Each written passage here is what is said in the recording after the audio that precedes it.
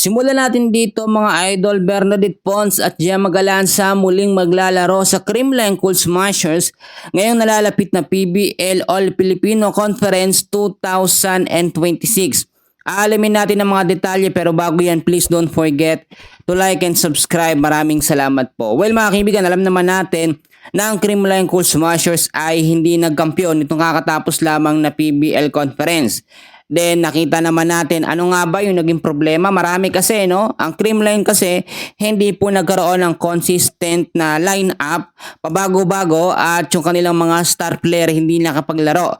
Tulad na lamang ni Gemma Galanza at siyempre nakakalungkot din dahil si Bernadette Pons hindi nakapaglaro. Naglaro kasi siya sa beach volleyball.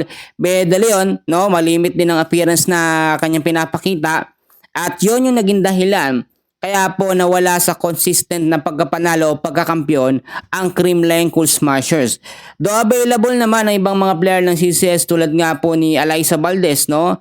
Si Tots Carlos, nandiyan naman sila pero hindi sila kumpleto. Ngayon kasi ang nakikita natin dito na pag-iiwanan po ang CCS sa gumagaling na mga player po or mga team dito sa PBL. Tulad na lamang ng Petrogas, no? Talagang pataas ng pataas or palakas ng palakas ang kanilang kupunan. Samantalang ang Creamline Cool Smashers naman, inaasahan natin na ngayon pong 2026, no, magsisimula kung di ako nagkakamali.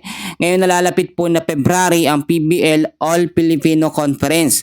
At may mga pagbabagong mangyayari sa Creamline. Inaasahan at meron tayong nakuha mga update na ito nga pong si Bernadette Pons ay muli nang maglalaro sa CCS. At the same time, yung magandang balita din, Gemma Galanza medyo okay na yung kanyang naging injury at medyo ito'y gumagaling na sa ngayon.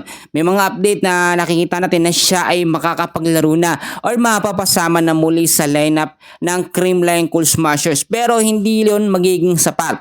Ang kinakailangan po kasi dito baguhin ni Coach Sherman Meneses ang sistema nila na halos pa ulit-ulit taon-taon sa PBL. Yun po kasi ay napag-aralan na ng mga kalaban nila na nagbago na ng sistema. Kailangan i-adapt yan ng Creamline ni Coach Sherman Meneses. So ano-ano ba yung mga sistema na dapat gawin ng CCS para muli silang magkampiyon? Nasira yung kanilang record po mga kaibigan pero syempre still ang CCS pa rin, hindi na mapapantayan yan ng ibang mga PBL teams. Alam po natin yan. Pero gusto nating makita dito yung mga pagbabago kung paano muling babawi ang Creamline Cool Smashers kasi hindi nga sila umabot sa semis. Hindi sila umabot sa finals. Dahil din yan sa mga player na sinayang po ng CCS. Marami pa po mga mangyayari at marami pa mga player na babalik sa Creamline. So aabangin po natin lahat yan. So dyan lang kayo and please paki-like and share naman ang ating update. Maraming salamat po.